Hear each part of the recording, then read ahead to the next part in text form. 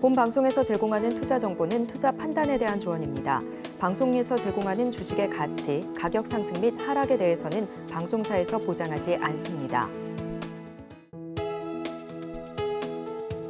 본 방송에서 제공하는 투자 정보 실시간 정보 브리핑입니다. UBS 중국 부동산 시장 예상보다 빨리 바닥칠 수도, 중국 정부가 침체를 타개하기 위해 부양책을 발표한 영향으로 중국 부동산 시장이 당초 예상 시점인 4분기보다 일찍 바닥을 칠 수도 있다는 전망이 나왔습니다. 현지 시간 20일 다우존스에 따르면 UBS는 중국 정부가 초과 주택 재고를 처리하면서 공급 문제를 해결하는 것을 목표로 삼고 있다며 이번 부동산 부양책은 중요한 변화를 보여준다고 분석했습니다. 코스피 상장사 1분기 영업이익 84% 급증, 코스닥은 수익성 악화. 올해 1분기 국내 상장사들의 실적을 분석한 결과 코스피와 코스닥의 성적표가 엇갈렸습니다. 코스피가 큰 폭의 수익성 개선을 이뤄낸 반면 코스닥의 경우 지난해에 이어 수익성이 후퇴한 것으로 나타났습니다. 삼성전자와 SK하이닉스, 한국전력 등 대규모 어닝 서프라이즈를 달성한 상장사들이 코스피의 영업이익 성장을 이끌었습니다. 골든타임 끝나간다. 증시에 내린 기술 특례 상장 관리 종목 주의보. 기술 특례 상장으로 증시에 입성한 종목 중 상당수가 관리 종목에 지정될 위기에 처한 것으로 나타났습니다.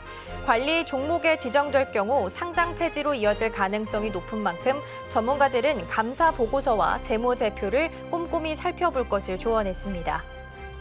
개미 코스피 이탈 가속화, 공매도 금투세 실망 2조 던졌다. 뉴욕 증시를 비롯한 전 세계 증시가 호황을 보이는 가운데 국내 증시 홀로 박스권에 갇혀 있습니다. 여기에 금융투자 소득세 논란에 이어 공매도 일부 재개 가능성까지 겹치며 개인 투자자 투심에 찬물을 끼얹고 있습니다.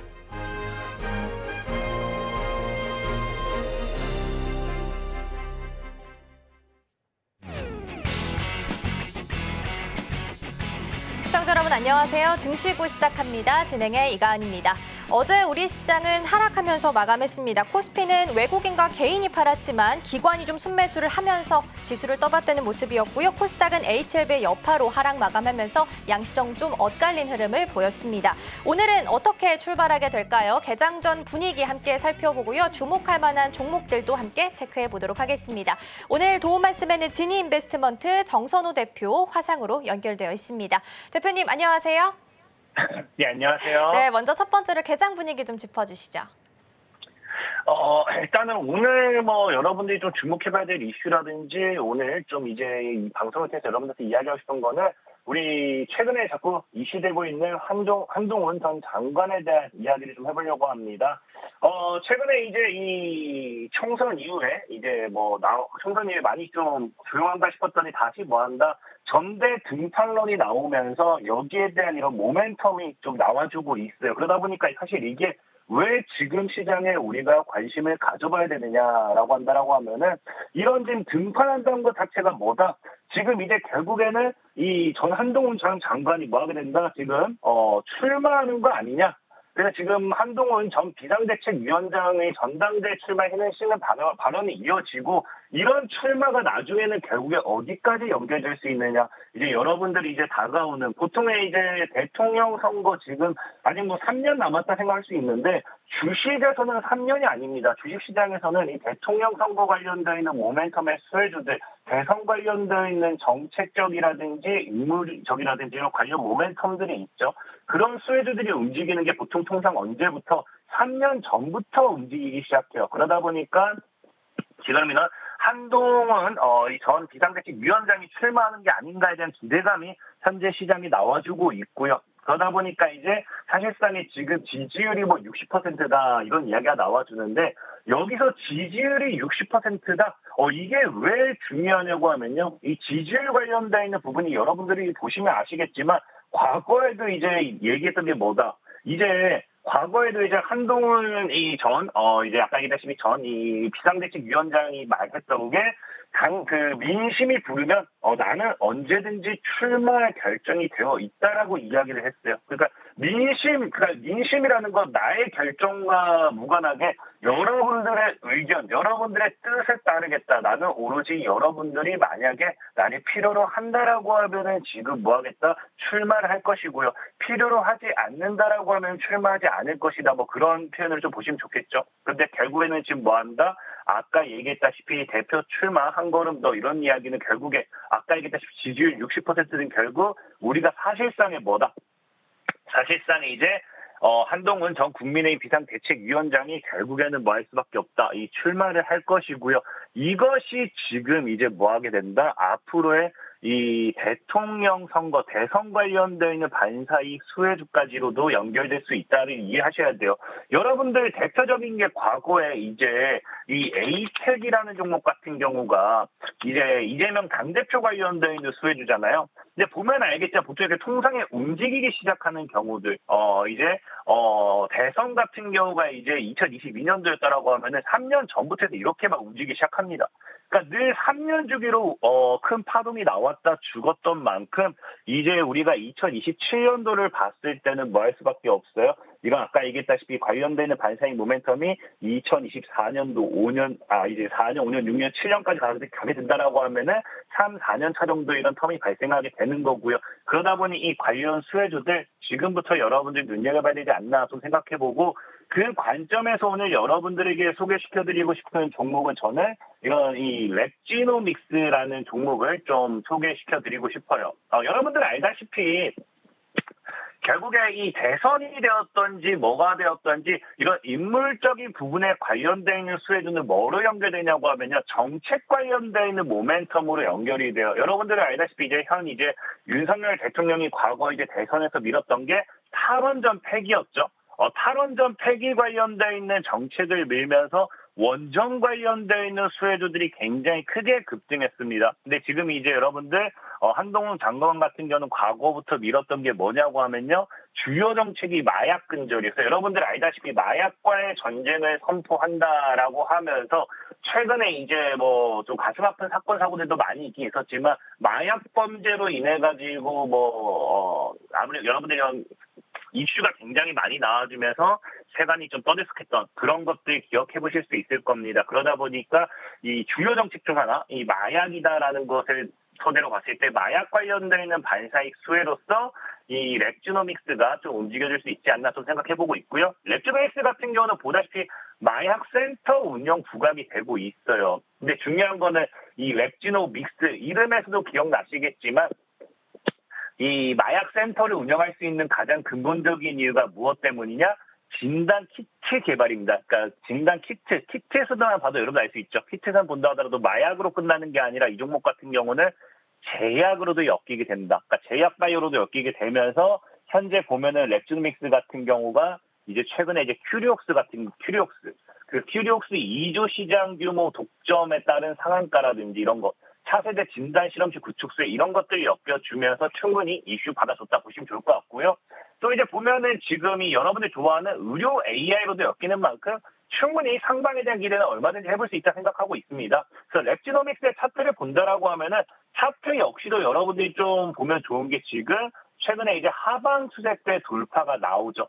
하방 추세 돌파 나오면서 거래 터뜨리고 윗골이 달고 바닥 다지는 거 봤을 때 제가 보는 관점, 오늘 만약에 여러분들 랩지노믹스라는 종목 잘 이제 분할매 접근하신다고 가정했을 때 지금 이 여기 2,600에서 2,900 이 구간에서 꼬리를 아마 잘 잡아보면은 충분히 시세 차익 노릴 수 있을 것 같아요. 그래서 매수 가격 제가 봤을 때 2,600에서 2,900원 정도 분할 포지션 잡아보셨으면 좋겠고 월봉선 봤을 때 이 하단 기술대만 안 깨면 충분히 날아갈 수 있어요. 그래서 목표 가격 같은 경우 저는 개인적으로 4,500에서 정말로 잘 가는 우리 정책으로 엮이면은 크게 갈 수 있어요. 그래서 4,500에서 8,000원까지도 크게 잡아드리고 손절 가격은 2,000원 정도.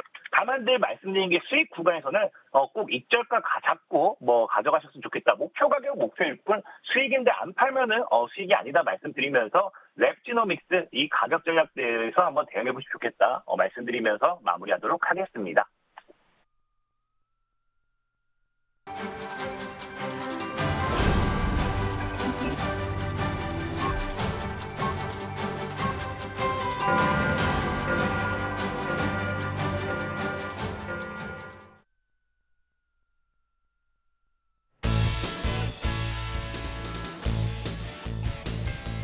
네, 5월 21일 화요일 문을 함차게 열었습니다.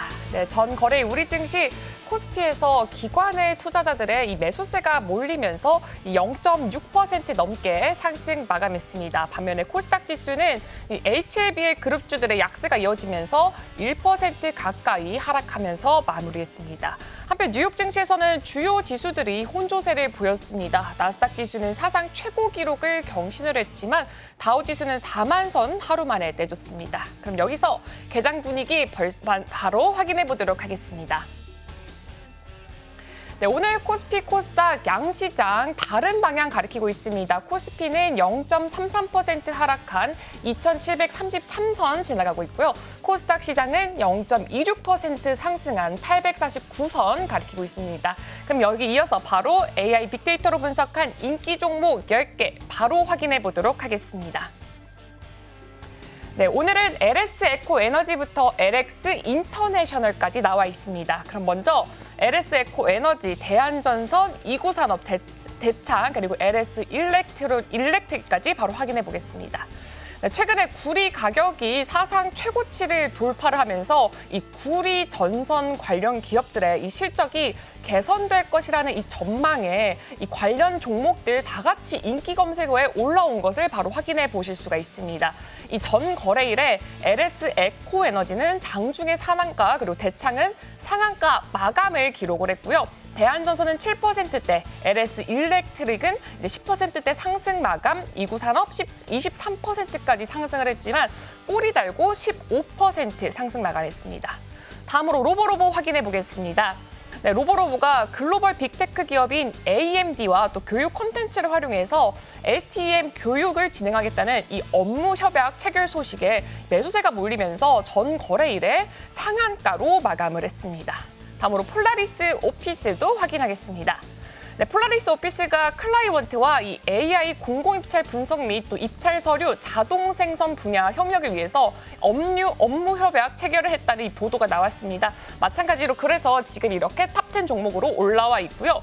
코오롱 ENP는요, 중국 상무부가 미국과 EU 그리고 일본, 대만에 지금 수입이 되고 있는 이 엔지니어링 플라스틱의 이 일종인 이 폴리포름 알데히드 혼성 종합체에 대해서 지금 반덤핑 조사에 착수했다는 소식에 지금 단일 규모로는 세계 최대의 폼 생산단지를 보유하고 있는 코오롱 ENP 지금 시장에서 굉장히 큰 주목을 받고 있습니다. 그래서 어제는 종가에서 19% 상승 마감을 했습니다. 오늘도 한번 가격대 한번 살펴보시면 좋을 것 같습니다.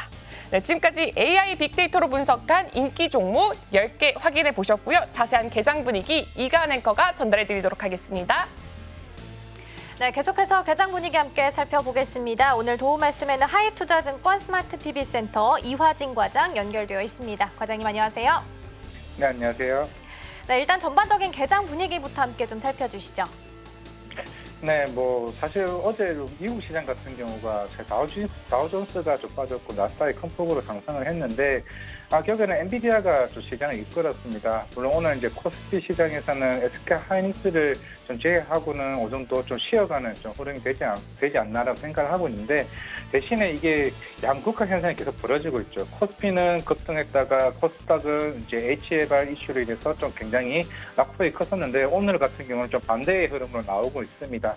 결국에는 지금 아직 HLB는 어느 정도 강보합으로 시작이 되고 있는데 그러면서 좀 바이오 쪽에 대한 투심이 조금씩 들어오는 모습이지 않나라고 생각을 하고 있고 어제 DTW 2024 시작이 됐습니다. 델 테크놀로지 월드라고 해서 삼성전자와 이제 뭐 엔비디아 젠슨왕 회장도 마찬가지겠지만은 여기서 연설을 할 예정이기 때문에 결국 오늘 관련돼서 HB 관련 지수 굉장히 큰 폭으로 좀 상승하는 모습을 보이고 있습니다. 뭐 대표적으로 HC도 움직이고 있고 뭐 한미 반도체나 그리고 이제 뭐 HPSP와 같은 이제 흐름이 나오고 있는데 결국은 사실 이제 삼성전자도 그 엔비디아발 관련된 컬테스트 통과 여부가 굉장히 좀 중요한 시점이 있기 때문에 우리가 그 3월달에 있었던 그 엔비디아 관련된 이벤트 이후에 오늘 델테크놀로지 관련해서 조금 이제 AI 반도체 아니면은 그런 HB 관련 이슈들이 아마 시장에서 좀 부각이 되지 않을까 싶습니다. 그러면서 오늘 좀 IT 위주로 오늘 강한 상승 흐름이 조금 나오고 있지 않나라고 생각을 하고 있습니다. 네, 전반적인 개장 분위기 좀 함께 살펴주셨습니다. 델 테크놀로지 월드가 지금 개최가 되면서 진행이 되고 있고요. 지금 삼성 SDS 황성호 대표가 지금 키노트 연설에 참여 중인 것으로 나타났습니다. 지금 GPU 중심의 컴퓨팅 시대를 주도하겠다라는 언급이 좀 나온 상태고요. 과장님, 일단 이 자리에서 젠슨 황 CEO가 함께 좀 기조 연설을 할 것으로 알려져 있습니다. 엔비디아 실적 발표를 기다리는 상황 속에서 힌트를 얻을 수 있는 마지막 기회가 될 수도 있을 것 같아서 어떤 내용에 주목해 보면 좋을지, 그리고 그 전까지 반도체 전략은 좀 어떻게 가져가면 좋을까요? 네, 뭐 작년 한 1분기 아니면 2분기 때부터 계속 꾸준하게 엔비디아 실적 발표에 대한 우려가 나왔습니다만 항상 그 우려를 제끼고 항상 실적이 컨센보다 훨씬 어닝 서프라이즈 계속 꾸준히 나왔습니다. 아마 이번에도 좀 그러지 않을까라 좀 생각을 하고 있는데, 아마 이번 델 테크놀로지 월드에서 참석하는 부분이 있기 때문에 아마 젠슨 황 회장은 이번 델테크, 특히 서버용 이제 AI PC에 대한 수요에 대한 얘기를 아마 굉장히 좀 많이 하지 않을까 싶습니다. 이거는 작년 한 4분기, 3분기 때 델 테크놀로지 실적 발표 때 콩쿠르 상황 얘기가 계속 나왔었고, 엔비디아가 올해 물량에 대한 부분도 계속 꾸준히 얘기가 나왔었기 때문에 항상 엔비디아 실적도 좋았지만 델 테크놀로지 쪽에 이제 서버용 PC나 아니면 일반 개인 PC 쪽에서도 수요가 이제 올라오는 모습을 우리가 데이터를 계속 꾸준히 확인할 수 있는 부분이었습니다. 그렇기 때문에 아마 이번 어제 관련돼서 뭐 모건 스탠리도 마찬가지겠지만은 점차적으로 엔비디아나 마이크론 그거 목표가를 계속 상향시키고 있는 추세입니다.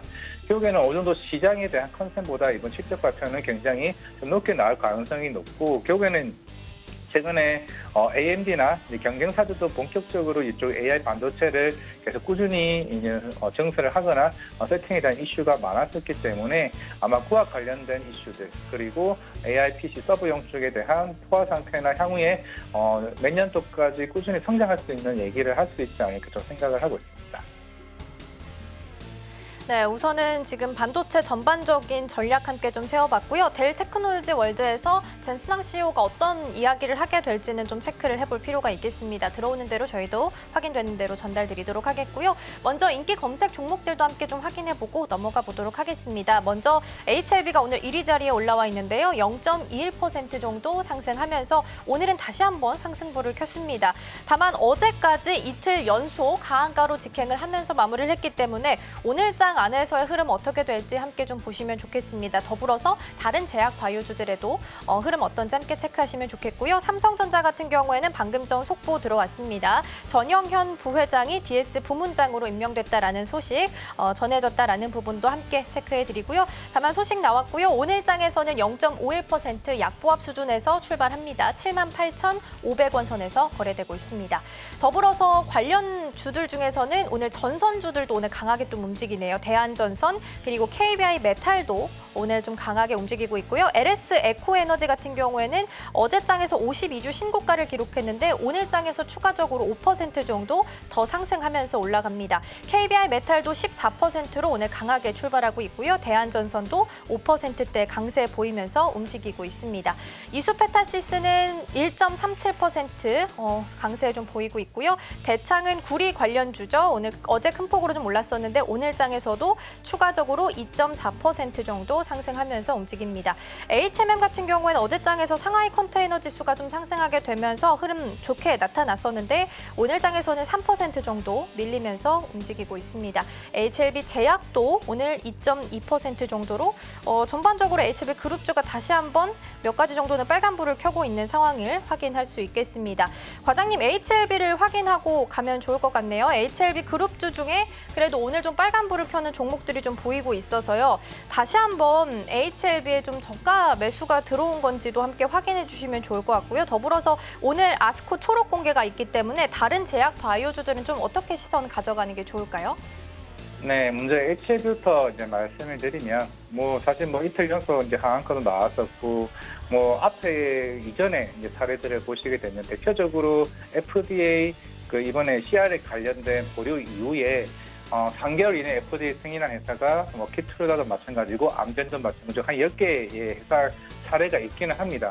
뭐 이번 HL 같은 경우는 향서제약 쪽에서도 좀 수정 보완을 해야 된다라고 이런 지침 사항이 좀 나왔었기 때문에 물론 이제 이번에 우크라이나 관련된 여행 지정국에 대한 이슈로 인해 가지고 임상 데이터가 뭐 확보하지 못했다는 점이 조금 이슈가 되겠지만은 결국 이게 예상대로 3개월 이내에 이거 FDA 다시 재신청을 할지 여부가 좀 굉장히 중요하다라고 저는 생각을 하고 있습니다. 뭐 대표적으로 우리나라 일단 바이오 회사들 같은 경우는 뭐 임상 실패했던 이슈 이후에 주가의 흐름들을 봤을 때 대표적으로 헬릭스미스가 예전에 2018년쯤에 임상 3상을 실패하고 나서 사실 재임상 하위까지 시간이 생각보다 오래 걸렸죠. 물론 이게 예상보다 시간을 못 지킨 것도 없잖아요. 그렇습니다. 그러면 그때까지 주가가 다시 올라왔냐 이거죠. 사실 주가는 짙지 않은 부분은 있지만은 물론 이번에 진양군 회장 같은 경우도 여러 인터뷰나 이제 유튜브에서도 계속 꾸준히 이와 관련된 임상 이슈와 언제 재신청을 할 거고 향후에 항서제약 그 대표가 와서 우리는 어떤 이런 시나리오를 짤 건지에 대한 여부가 나올 거기 때문에 그 이슈에 따라서 HLB를 변동성이 굉장히 클 수 있다고 생각을 하고 있습니다. 아마 오늘 가격대까지 떨어진 가격대가 아마 그전에 올라갔던 가격대와 거의 비슷한 가격대에 있기 때문에 하방 압력은 덜할 수는 있겠지만은 우리가 기존 가격대까지 올라갈 수 있는지에 대한 부분에는 저는 굉장히 좀 시간이 걸릴 수 있다라 좀 보이고 있습니다. 물론 어제 교부증권에서 200만 주 이상 들어오게 되면서 시장에서는 어느 정도 수급적으로 좀 긍정적인 모습을 좀 바라보는 것도 없지 않아 있겠지만은 저는 하지만은 이런 낙폭과대에 대한 이슈를 전부 함부로 이게 접근하는 건 굉장히 조심해야 된다 좀 생각을 하고 있습니다. 시간은 적어도 최소 3개월 이상 걸린다 좀 생각을 하고 있기 때문에 결국에는 아무리 그 모멘텀 그런 아니면은 코멘트에 따라서 주가가 변동을 하더라도 제가 볼 때는 매수하는 거는 좀 자제하는 게 좀 맞다라고 생각을 하고 있고요. 그러면서 조금 시장을 대응하자 좀 말씀드리고 그리고 아스코 같은 경우는 이번에 아마 유황양행과 에이벨 바이오, 그 지아 이노베이션과 같은 부분도 있겠지만은 저는 개인적으로 이번에는 유황양행에 주목하는 게 좀 맞다라고 좀 생각을 하고 있습니다. 왜 그러냐? 이게 원래 한 6월달에 그걸 렉나자 FDA 승인이 앞두고 있습니다. 그러면 지금 아스코에서 나올 거는 얀센과의 그 2차 마리포사 관련된 임상 데이터가 아마 나올 거예요. 그러면 원래 8월로 예상했던 FDA 승인 자체가 만약에 이번 임상 결과가 긍정적으로 나오게 되면은 제가 봤을 때 6월 조기 FDA 승인도 굉장히 빠를 수도 있다는 겁니다. 왜냐면은 그 경쟁사인 아스트라제네카 타그루스 같은 경우도 원래 6개월에서 4개월을 단축돼가지고 올해 2월 19일쯤인가 그때 FDA 승인을 받았기 때문에 충분히 그때 유황양액도 나올 수 있다. 만약에 FDA 승인이 되면은 유황양액이 그 얀센의 1,000억 원 정도의 로열티를 받게 되고 그 오스코텍이 800억을 받게 됩니다. 결국에는 우리나라 최초로 로열티를 받는 회사가 탄생하는 순간이기 때문에 그 작업은 올해 연말에 이제 인식이 될 것입니다. 그러면은 바이오 투신 자체가 더 되살아날 수 있는 부분이 그게 제일 중요한 이슈가 되지 않을까 생각하고 있기 때문에 뭐 그런 이제 유황량에 관련된 이슈가 조금 주목하는 게 아스코에서는 조금 가장 매력 포인트가 아닌가 생각을 하고 있습니다. 네, 우선 HLB부터 먼저 확인을 좀 해봤습니다. 지금 시각 기준으로는 그룹주 살펴보니까요. 테라퓨틱스랑 테라퓨틱스가 유일하게 1%대 강세 보이고 있고요. 나머지 그룹주들은 모두 다 다시 한번 하락 전환을 했습니다. 특히나 HLB 같은 경우에는 잠시 빨간불 켰다가 지금 2.8% 정도로 더 크게 밀려있다라는 부분도 함께 보시면 좋겠고요. 더불어서 오늘 어쨌든 아스코 초록이 공개되는 일정으로 예상이 되고 있습니다. 나와서 이 뉴스가 나오고 나서 세로뉴스로 작용할 수도 있기 때문에 이 부분은 함께 체크를 좀 해보시면 좋을 것 같습니다. 자, 이어서 테마단도 함께 좀 살펴보도록 하겠습니다. 오늘 창업투자 쪽에서 2.96% 정도로 가장 크게 올라오고 있습니다. 주도주로 대성창투가 좀 움직이고 있는데요. 3조 대어라고 불리죠. 게임 개발사 시프트업 IPO 절차에 돌입했다라는 기사가 좀 보도되고 있습니다. 그러면서 창업투자 관련주들 함께 좀 강세 보이고 있고요. 비철금속이 2.11%, 어제도 비철금속이 시간 외에서부터 급등을 좀 시작을 했는데 오늘장 안에서도 추가적인 상승 이어가고 있습니다. 더불어서 전기전자 쪽도 함께 시세가 좀 들어오고 있는 상황입니다. 오늘 업종별 시세 중에 비철금속이 이름을 좀 올리고 있어서 과장님과 함께 이야기 나눠보겠습니다. 중국 쪽에서 연동될 수 있는 부분이 비철금속, 화학까지 좀 넓게 아이디어 넓혀서 함께 좀 여쭤보겠습니다. 낙폭 과대라는 부분도 있고 수급도 빈집인 상황이라서 여기에 다시 한번 꿈틀거림이 있을 때 다시 한번 이 반짝임이 좀 오래 유지될 수 있을지가 가장 궁금한데요. 좀 어떻게 보실까요? 네, 지금 화학적 섹터도 마찬가지고 빛의 금속 관련, 뭐랑 원자재 가격도 지금 올라오고 있는 상황인데 결국에는 지금 중국의 이고한신 정책이 유효하다라고 좀 생각을 하고 있습니다. 기존의 중고 부품을 신규 제품으로 바꿨을 때 할인율을 제공하는 소비 진작 정책이 이고한신 정책인데 그만큼 최근에 가전이나 자동차 쪽에 대한 수요가 올라오게 되고 특히 탄력도 실적이 좋습니다. 그러면서 최근에 공호석유도 마찬가지였고 효성 TNC와 같은 이런 스프레드 마진 자체가 개선이 되는 거죠. 기존에는 결국에는 원자재 가격이 어느 정도 물론 이제 최근에 많이 올라왔다가 빠지는 측면이 있었고 그 대신에 가격 자체가 올라오면서 스프레드가 이제 벌어지게 되면서 실적이 개선되는 추세가 1분기 때부터 서서히 좀 나오는 걸로 보고 있습니다. 오히려 2분기 때는 오히려 더 긍정적으로 보는 시각도 굉장히 있다라고 보이고 있기 때문에 이게 단순하게 단기간으로 끝나는 흐름보다는 결국에는 이런 정책적인 모멘텀으로 인해서 워낙 중국 시장이 워낙 큰 소비 시장에서는 워낙 큰 시장이다 보니까 그런 수요가 올라온다라고 가정을 했을 때는 정유주가 아니라 이제 화학주도 마찬가지고 이제 빛화금속 같은 경우도 뭐 최근에 워낙 이제 목소리 가격도 마찬가지겠지만은 계속 꾸준히 좀 올라오는 측면이 있기 때문에 이게 단순하게 경기 사이클에 대한 수요로 측면으로 좀 봐야 되기 때문에 계속 꾸준히 상승할 여전히 있지 않을까 좀 생각을 하고 있습니다. 네, 비철금속과 화학까지 오늘 장에서 좀 상승불 켜고 있어서 함께 체크해봤고요. 섹터별 움직임도 함께 확인해 보도록 하겠습니다. 먼저 코스피 시장부터 보겠습니다. 오늘 대부분의 대다수의 섹터가 좀 내리고 있고요. 그중에서도 좀 상승불 켜고 있는 쪽을 보자면 의료 정밀 섹터가 좀 유일하게 보이네요. 반대로 하락하는 섹터가 훨씬 더 많습니다. 오늘 그리고 운수창고 쪽이 가장 크게 떨어지고 있습니다. 1.52% 정도 하락을 하면서 어제 잘 갔던 해운주들은 다시 한번 하락불을 켰습니다.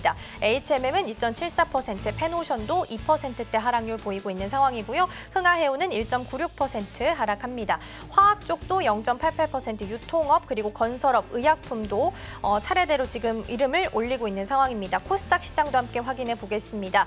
코스닥 시장은 그래도 코스피보다는 상황이 조금 나은 모습입니다. 건설 쪽이 그래도 힘이 좀 들어오는 모습이고요. 의료 정밀기기, 금속 쪽도 오늘 힘을 받아가고 있습니다.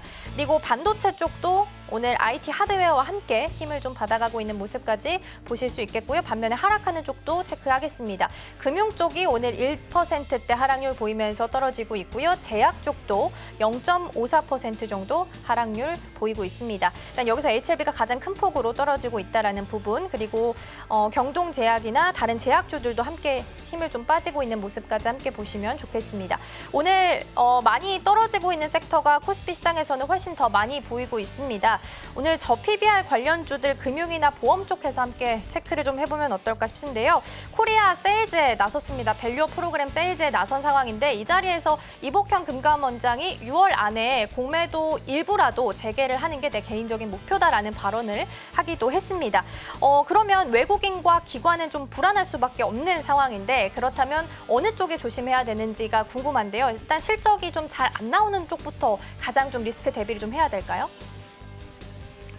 그렇죠. 사실 우리가 흔히 밸류업 프로젝트의 중장기적 목표가 사실 밸류업을 시킬 수 있는 종목을 찾는 위주이기 때문에 오히려 주가가 이유 없이 올라오는 종목을 배제하자라는 이런 측면이 굉장히 크죠. 그런다고 해서 바이오 종목을 조심해야 되냐? 이제는 예전처럼 바이오 종목 자체가 공매도가 많은 종목은 맞습니다만은 결국에는 향후에 이번에 아이텔존이나 삼천당 제약 같이 실질적으로 머크사나 이런 해외 글로벌 파마 쪽의 기술 이전이나 이런 로열티를 받는 회사들 같은 경우는 사실 밸류업을 받을 수 있는 가치가 굉장히 크죠. 사실 그걸 구분해내자라는 측면에서는 오히려 저는 이거는 긍정적으로 이제 봐야 된다. 물론 이게 공매도가 일부 조건부 승인을 한다라고 측면에서는 이제 향후에 그동안 많은 여러 가지 시행착오들이 있었기 때문에 하나둘씩 어느 정도 보완이 되면서 나오지 않을까라고 생각을 하고 있습니다. 오히려 외국인들 입장에서는 공매도로 인해서 불안하다는 측면이 아니라 향후에 뭐 선진 지수로 옮겨갈 수 있다든지 아니면은 우리가 그 종목 섹터군에서도 향후에 성장성이 굉장히 높은 회사들을 오히려 구별해낼 수 있는 오히려 더 유리한 측면이 저는 개인적으로 되지 않을까라고 생각을 하고 있습니다. 무조건 공매도가 안 좋다라는 흐름보다는 이 공매도로 공매도로 인해서 그 순효과를 굉장히 찾는 측면이 굉장히 중요하지 않을까라고 생각하고 있기 때문에 공매도가 된다고 해서 저는 외국인이 우리나라 증시를 팔겠다라는 측면에서는 조금 너무 과도한 우려가 아닌가 좀 생각을 하고 있습니다. 네, 오히려 공매도로 어떤 순효과를 찾을 수 있는지도 함께 보시면 좋겠다라는 부분도 함께 언급을 좀 해주셨습니다. 그리고 공매도 관련해서 마지막으로 질문 좀 드려볼게요. 공매도 기간 중에 가장 많이 오른 주식을 생각해보면 전선주가 좀 떠오르긴 하거든요. 근데 만약에 그렇다면 보유 비중이 좀 높으신 분들은 6월 안에 좀 리스크에 대한 대비를 할 필요가 있을까요? 그렇죠. 사실 뭐 전력기기들도 마찬가지고 전선도 마찬가지면 이제 주가가 많이 올라왔던 측면에서는 아마 부담이 될 수는 있을 겁니다. 하지만 우리가 작년에 2차 전지 관련해서도 사실 공매도가 사실 실패를 하면서 쇼커버링 물량들이 굉장히 많이 나왔습니다. 그런데 2차 전지와 다르게 사실 전선이나 이런 전력기기 같은 경우는 수주가 나오고 있고 시적으로 이제 본격적으로 찍히는 이제 시기라고 좀 생각을 하고 있기 때문에 결국에는 이 회사들이 과연 지금이 고평가냐 저평가라는 거죠. 그만큼 구리 가격이 지금 $10,000 이상 올라오게 되고 그만큼 마진 자체가 수익이 굉장히 크는 측면이 있기 때문에 그만큼 AI 수요나 이런 해상 풍력이나 아니면은 이런 전반적인 전 세계에 대한 전력 수요 자체가 계속 꾸준히 나타나고 있는 측면이 있기 때문에 지금의 사실 공매도가 들어올 수 있다는 측면에서는 제가 봤을 때는 단기적인 측면이지 이게 중장기적 측면은 아니라고 좀 생각을 하고 있기 때문에 사실 뭐 크게 우려할 순간은 저는 개인적으로는 좀 아니라고 생각을 하고 있습니다. 왜냐하면은 애초에 자체의 수주 잔고 자체가 레벨 자체가 향후에 더 다르다고 좀 생각을 하고 있기 때문에 그런 건 오히려 주가적인 측면에서 쇼커브링에 대한 효과가 더 크게 나올 수 있지 않을까라고 생각을 하고 있습니다.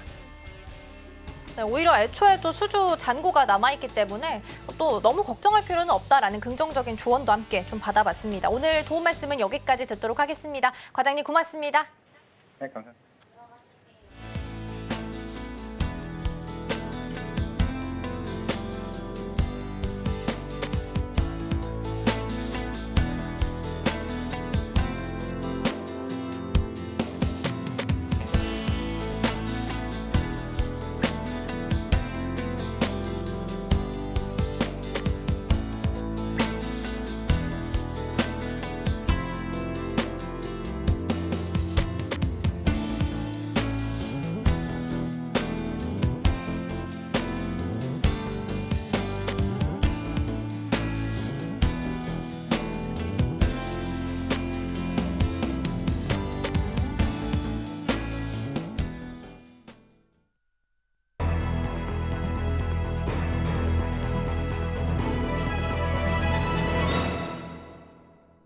따라가 말아 시작해보도록 하겠습니다. 오늘 도움 말씀에는 영앤리서치 최진욱 본부장 자리해 주셨습니다. 본부장님 어서 오세요. 맞습니다.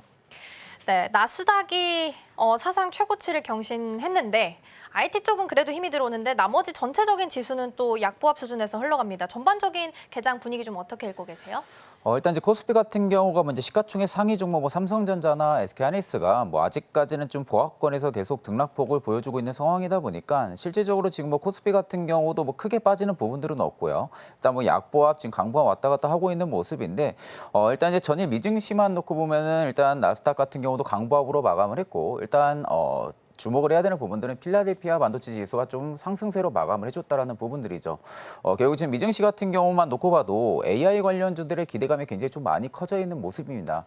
일단 이제 델테크놀로지 2024가 개최가 된 상황이고요. 또 오늘 MS빌드의 좀 2024 부분들도 있고 또 이제 내일 엔비디아의 또 실적 발표 부분들이 좀 남아 있는 상황이다 보니까 실질적으로 좀 AI 반도체 관련해서 좀 관련 투심이 계속해서 변동성을 보여줄 가능성이 높다고 보고 있는 상황이고 다만 이제 23일 FOMC 회의록이 일단은 예정이 되어 있는 상태이다 보니까 그 이후로의 좀 변동성이 확대가 되는지 여부에 따라서 증시의 방향성도 일부 좀 잡힐 것으로 판단을 하고 있는데 일단 지금 시점에서는 반도체 관련 종목군들 또는 이제 AI 관련 종목군들 같은 경우가 투심이 좀 빠져나가지가 않는지 이런 여부들을 좀 체크해 보실 필요성이 있지 않을까 그렇게 보고 있는 상황이다 보니까 아직까지 장 초반 개인들만 양시장 모두 매수를 해주고 있는 상황이고요. 또 기관 같은 경우가 지금 코스닥은 매수는 해주고 있는데 아직 그 매수 강도폭이 강하지는 않는 모습입니다.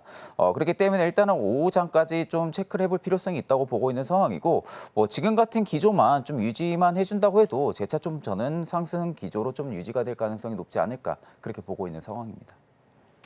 네, 수급상 코스피는 외국인과 기관이 덜어내고 있고요. 코스닥은 외국인이 덜어내고 있고 기관은 소폭 담아내고 있습니다. 조금 더 추가적으로 물량을 담아가게 될지도 함께 보시면 좋겠고요. 지금 수준으로 유지한다면 상승하는 곡선도 다시 한번 그려낼 수 있을 것 같습니다. 자, 그럼 계속해서 실시간 상승률 상위 종목들 확인해 보겠습니다. 먼저 코스피입니다. 네, 코스피 DI, 한화투자증권, 유니드, LS 에코에너지, 고려아연 있습니다. 어떤 종목 살펴볼까요? LS 에코에너지를 좀 살펴볼 필요성이 있지 않을까 싶습니다. 일단 지금 LS 그룹주 전반적으로 상승세가 좀 강하게 연출이 되고 있는 상황이거든요. 일단 이제 이 부분들은 지금 AI 전선박 관련해서 지금 슈퍼 사이클이 들어와 준 상황이다 보니까 앞으로 좀 LS 그룹주들의 좀 실적이 명확하게 좀 찍힐 그 실적 개선 기대감이 지금 일단 좀 들어와주고 있다고 보시면 되실 것 같습니다. 일단 지금 시장에서는 지금 메가 트렌드 자체가 확실하게 잡혀 있는 상황이다 보니까 이쪽에 지금 투심이 나갈 듯 안 나가고 계속해서 지금 들어와주고 있는 모습이거든요. 그렇다고 하게 되면은 지금의 시장에서는 결국엔 관심이 가고 있는 관련 종목군들에 계속해서 좀 체크를 해볼 필요성이 있지 않을까라는 관점으로 볼 때는 일단 LS 에코에너지가 오늘 좀 고가 라인을 좀 경신을 해주고 있긴 한데 생각보다 수급이 또 오늘도 강하게는 장 초반 좀 들어와주고 있는 것으로 판단이 들고 있거든요. 다만 지금 이제 개인들의 좀 매수세가 좀 강하게 연출이 되고 있는 상황이다 보니까 오늘의 시가 라인을 좀 유지해준다고 하게 되면은 추가적인 상승력도 가능하지 않을까 그렇게 보고 있는 상황입니다. 네, 본부장님, 근데 전선주가 오늘도 정말 잘 가고 있는데 보통 업황 사이클이랑 주가 사이클이 좀 다르게 가는 경우가 있잖아요. 그래서 지금 이 주가가 너무 업황을 먼저 끌고 와서 올라가는 건 아닌가라는 생각도 드는데 어떻게 보고 계세요? 사실 주가라는 것은 선행이죠. 결국 이제 앞으로 업황에 대한 부분들을 몇 년치에 대한 좀 실적치의 예상치 부분들이라든지 이런 부분들을 좀 빠르게 끌고 와서 선 반영을 해주는 경우들이 대다수인데 예전에 좀 2차 전지 때랑 좀 비슷하다고 보시면 되실 것 같아요. 2차 전지 같은 경우도 결국에는 업황에 대한 좀 시그널이 명확하게 좀 좋아질 거라는 부분들이 들어와주고 그 기대감이 일단은 좀 들어와준 부분들인데 일단 2차 전지 쪽 같은 경우가 2차 전지나 좀 전선 쪽은 조금 시각을 다르게 봐야 되는 부분들은 일단 미국의 지금 변압기 교체 수요가 맞물려 있다는 겁니다. 결국 지금 이제 인프라 투자가 지금 계속해서 신재생 쪽으로 확대가 되고 있는 상황이고 이게 지금 미국 쪽만 그러는 게 아니라 뭐 북미나 유럽 각국에서도 지금 아리백을 부분들을 선언을 하고 있는 상황이잖아요. 그만큼 결국엔 신재생 쪽에 대한 캐파가 확대가 된다고 하게 되면은 그만큼 데이터 센터에 대한 수요가 굉장히 폭증을 해줄 수밖에 없고 그러면 지금보다 많은 전력량이 필요한 부분들인데 2차 전지 같은 경우도 결국엔 전기차 100% 전환이 결국엔 이루어지긴 하겠죠. 이루어지긴 하겠지만 시기적인 면으로 볼 때는 아직까지는 전기차 인프라가 확충이 되어 있는 모습들은 크지가 않은 상황인데 일단 뭐 전선주나 변압기 관련주들 같은 경우는 빠르면은 뭐 내후년까지도 교체 수요가 지금 계속해서 빠르게 일어날 수 있을 거라는 그런 기대감이 들어와 주는 겁니다. 그렇기 때문에 일단 지금은 실적이 좋아질 거라는 부분들을 선 반영해서 주가에 지금 담기고 있는 부분들인데 지금부터 이제 중요한 것은 결국 이제 외형 성장폭이 얼마나 이어질 수 있을지 이 부분들이 가장 좀 을 해야 되지 않을까 보고 있고 증권사들의 눈높이가 얼마나 높아질 수 있는지에 대한 여부가 일단 주가의 좀 트리거를 계속 좀 유지해줄 가능성이 높지 않을까라고 보고 있는 상황인데 아직까지 저는 올해 내내는 그래도 사이클이 계속 좀 유지가 되지 않을까 그렇게 보고 있는 상황입니다. 네, 고점에 대한 리스크에 대한 이야기가 좀 나오고 있어서 여쭤봤고 외형 성장 폭이 얼마나 이루어질지가 가장 큰 포인트가 될 수 있지 않을까 싶습니다. 자, 이어서 코스닥도 빠르게 확인해 보겠습니다. 네, 코스닥입니다. LS 마린솔루션, 이오플로, 우리기술투자, ICTK, UTI 있습니다. 어떤 종목 살펴볼까요? 일단 이제 우리 기술 투자를 좀 살펴볼 필요성이 있지 않을까 싶습니다. 일단 지금 비트코인이 전일 밤에 결국 이제 워낙 9천만 원을 지금 돌파해준 상황이거든요.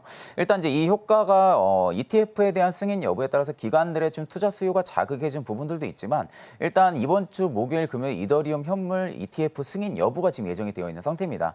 뭐 아직 뭐 증권가들에서도 지금 ETF에 대한 승인에 좀 부정적인 영향들이 좀 굉장히 컸었는데 최근에 좀 승인 여부에 대한 확률이 70% 이상까지 올라와 준 상황이더라고요. 그러면 지금 이더리움 효과 부분들이 비트코인까지도 지금 계속해서 연출이 되고 있는 부분들인데 상대적으로 지금 보니까 달러 기준으로 71K를 돌파를 하고 있는 상황이더라고요. 그러면 결국 지금 우리기술 투자도 앞전에 고가 라인을 경신하기 전에 뒤늦게 출발을 해줬습니다. 그러니까 지금도 비슷한 패턴으로 움직이고 있는 부분들이거든요. 그렇다고 할 경우에 오늘 좀 갭을 띄우고 나서 양봉으로 윗꼬리를 소폭 남기고 있는 모습이긴 하지만 일단 비트코인이 지금 가격대만 유지해주면서 보합만 유지해준다고 해도 저는 우리 투자가 한 번 더 주가를 좀 상승폭을 이뤄낼 가능성이 좀 높다고 보는 관점으로 볼 때는 일단 저는 신규분들도 충분히 우리 기술 투자는 좀 관심 있게 지켜보셔도 나쁘지 않을 거라 보고 있습니다. 네, 말씀해주신 것처럼 꼬리는 좀 달려 있습니다. 9%대 강세 보이면서 오늘 비트코인 가격대 함께 움직이고 있는 모습까지 체크해봤고요. 계속해서 서울경제 AI가 주목한 오늘의 공략주들도 함께 확인해 보시죠. 네, 서울경제 AI가 포착한 오늘의 공략주 확인해 보도록 하겠습니다. 네, 첫 번째 공략주 바로 확인해 보겠습니다. 네, 첫 번째는 바로 PSK입니다. 네, 1분기에 깜짝 실적이 발표가 됐습니다. 영업이익이 154억 원을 냈는데 지난해 같은 기간보다 341.1% 급증한 것으로 시장 컨센서스인 88억 원을 크게 웃돌았습니다. 네, 점수 한번 확인해 보시면 신호강도와 수급 그리고 모멘텀이 70점이고요. 차트와 실적이 65점으로 종합 68점, 트레이딩 매매가 가능하다라고 나와 있습니다. 그럼 이어서 흐름까지 확인해 보도록 하겠습니다. 네, 현재 흐름은 보합권으로 지금 31,750원 선 지나가고 있습니다. 두 번째 공략주도 바로 이어서 확인해 보도록 하겠습니다. 네, 두 번째 공략주는 바로 현대차입니다. 네, 현대차는 지금 자동차 평균 판매 가격이 최근 5년 사이에 국내에서는 약 40%, 해외에서는 지금 배로 오른 것으로 나타났다는 보도가 나왔습니다. 점수 한번 확인해 보시면 신호 강도와 차트가 65점, 수급이 80점이고요. 모멘텀이 70점, 실적이 75점으로 종합 71점, 수익 매매가 가능하다라고 나와 있습니다. 이어서 흐름까지 확인해 보도록 하겠습니다. 네, 현재 0.8% 약보합권에서 흐르고 있고요. 24만 8,500원 선 지나가고 있습니다. 마지막 공략주도 바로 이어서 확인해 보도록 하겠습니다. 네, 마지막 공략주는 HD 현대일렉트릭입니다.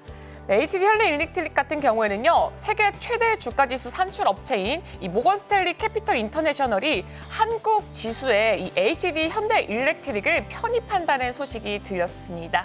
그래서 지금 현재 신호강도 65점, 모멘텀도 마찬가지고요. 수급과 차트가 70점, 실적이 80점으로 현재 종합점수 70점, 수익 매매가 가능하다라고 나와 있습니다. 이어서 흐름까지 바로 확인해 보도록 하겠습니다.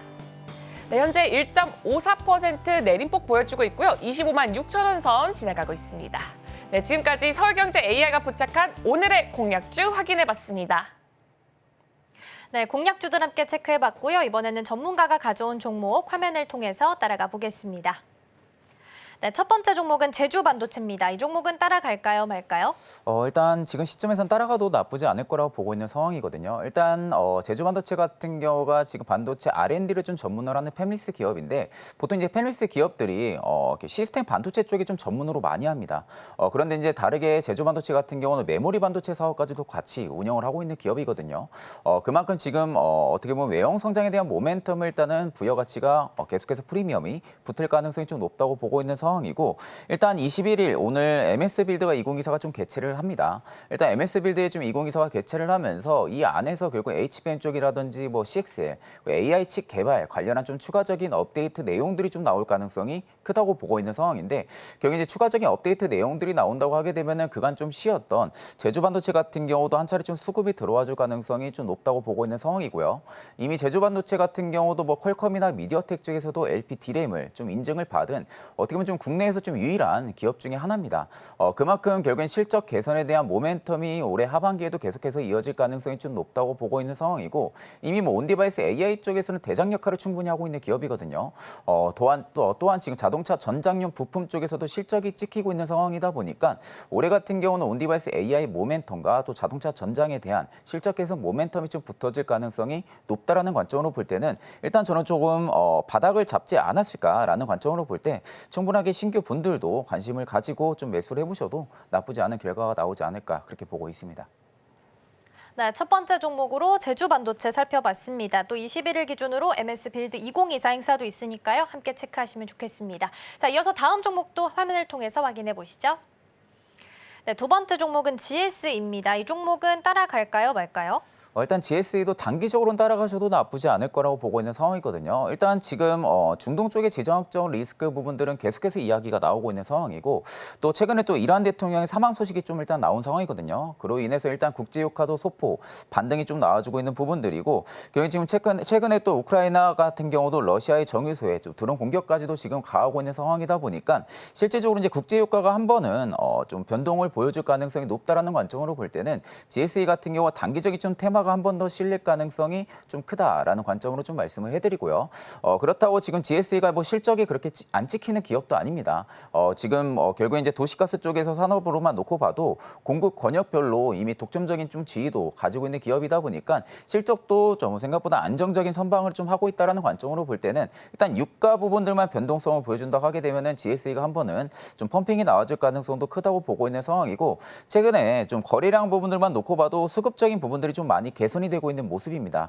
보통 이렇게 바닥에서 수급적인 부분들이 개선이 된다고 하게 되면은 시가총액이 그렇게 높은 기업이 아니다 보니까 한 번은 좀 순환 펌핑이 좀 나와줄 가능성이 좀 높다라는 관점으로 볼 때 충분하게 신규분들 같은 경우도 매수 관점을 좀 보실 수 있지 않을까 그렇게 보고 있는 상황이고요. 또 최근에도 미 원유 재고 감소가 계속해서 지금 나타나고 있는 상황이다 보니까 좀 그에 따른 국제유가도 역시 소폭 반등을 좀 충분히 기대를 해볼 수 있지 않을까 그렇게 보고 있는 상황입니다. 네, 두 번째 종목으로 GSE 만나봤습니다. 일단 단기적으로는 따라가도 된다라는 조언까지 남겨주셨습니다. 오늘 도움 말씀은 여기까지 듣도록 하겠습니다. 본부장님 고맙습니다.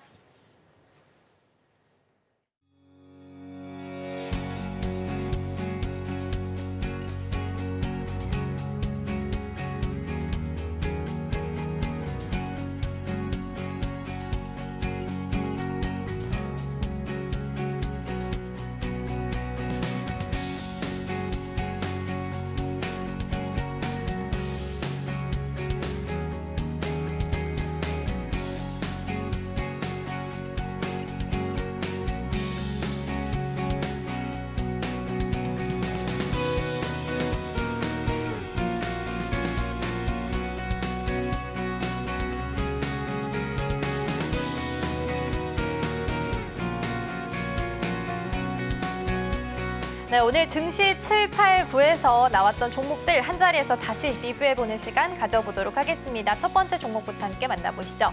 첫 번째로는 오늘 증시 7에서 나왔던 김시은 팀장님과 함께 이야기했던 종목들 살펴보겠습니다. 일단 데이터 센터 그리고 AI가 시장의 화두로 올라오게 되면서 이 전력이 많이 필요하다라고 하죠. 그러면서 이 전력난에 대한 아이디어가 계속해서 확장되고 있고요. 특히 전력난에 대한 아이디어가 확장되면서 이제는 원전이나 혹은 천연가스, 신재생까지 계속해서 아이디어가 넓어져가는 중입니다. 그래서 첫 번째로 GSE는 천연가스 관련주를 살펴보시면 될 것 같고요. 오늘 장에서는 1.29% 정도 상승하면서 3,920원 선입니다.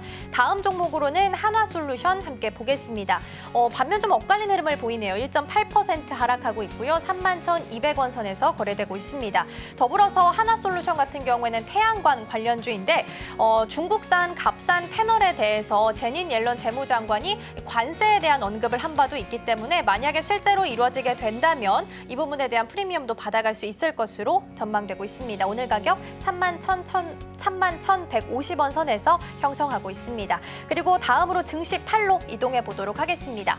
오늘 우리 유창희 대표님이 선정해준 오늘의 승부주 금호석유부터 보겠습니다. 흐름은 0.9% 정도 하락하고 있고요. 15만 5천 원 선에서 거래가 되고 있습니다. 알게 모르게 중국 증시가 조금씩 상승부를 좀 켜고 있습니다. 어제 사실상 기준금리라고 불리는 대출 우대금리 LPR이 동결이 됐습니다. 더불어서 중국 쪽에서는 초장기 국채에 대해서 발행을 하겠다. 그리고 다양한 부양책들, 특히나 부동산 쪽에 초점을 맞춰서 부양책들 내놓겠다라는 이야기도 좀 하고 있습니다. 그래서 중국 증시가 올라가게 된다면 화학이나 비철금속에 대한 수요도 함께 늘어날 것으로 보이는데요. 일단 오늘장 안에서는 시장이 전반적으로 눌리고 있기 때문에 금호석유도 0.9% 정도 하락불 켜고 있습니다. 일단 오늘 목표가로 제시해줬던 가격은 18만 원 선이다라는 부분까지 함께 언급드리고요. 이어서 다음 종목 살펴보겠습니다. 두 번째로 우리 김성규 전문가님께서 제시해 주신 승부주 S&T 모티브입니다. 0.21% 하락하고 있고요. 46,900원 선에서 거래되고 있습니다. 이제 수소가 게임 체인저가 될 수 있다라는 부분을 언급을 해주셨습니다. 특히 이 종목 같은 경우에는 반도체 그리고 자동차, 방산까지 크게 아우를 수 있는 종목이다라는 부분도 말씀을 좀 해주셨는데요. 특히 구동 모터 부분에 있어서 품질이 굉장히 뛰어나다고 합니다. 함께 기억하시면 좋을 것 같고요. 오늘 가격은 일단 약보합 수준에서 거래되고 있습니다. 있습니다. 이어서 증시 9로 이동해 보도록 하겠습니다. 오늘 따라가 말아에서 살펴봤던 첫 번째 종목 제주 반도체입니다. 따라가자라는 종목이었고요. 신규도 매수가 가능하다라는 부분을 짚어주셨는데요. 외형 성장에 대해서 프리미엄이 붙을 수 있다라는 부분 기억하시면 좋을 것 같고요. 그리고 일정상 현재 시간으로 21일 마이크로소프트의 빌드 2024가 개최될 예정입니다. 여기서 AI에 대한 모멘텀의 언급이 좀 나올 수 있기 때문에 이 부분도 함께 뉴스 체크하시면 좋겠습니다. 오늘장 안에서는 더 크게 밀려났습니다. 1.7% 하락하고 있습니다. 마지막 종목 함께 살펴보겠습니다. 마지막은 GS입니다. 다만 단기적으로 봤을 때 따라가도 좋다라는 부분을 언급을 좀 해주셨는데요. 어제 이란 대통령의 사망 소식이 속보를 통해서 보도가 됐습니다. 일단 중동에 대한 지정학적 리스크가 남아있는 시점이기 때문에 아직까지는 다시 한번 움직일 수 있는 가능성이 있다라는 부분을 언급을 해주셨고요. 0.52% 강보합 수준에서 오늘 가격은 3,890원 선에서 거래되고 있습니다. 이렇게 7, 8, 9 나왔던 종목들 다시 한번 리뷰해봤습니다.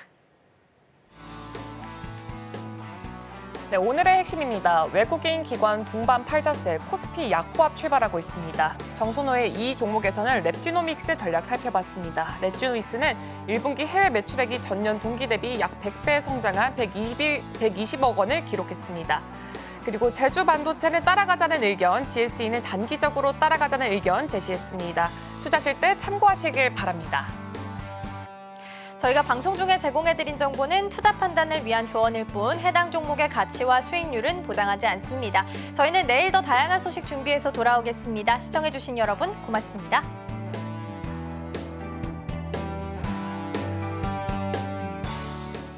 는 투자 판단에 대한 조언입니다. 방송에서 제공하는 주식의 가치, 가격 상승 및 하락에 대해서는 방송사에서 보장하지 않습니다.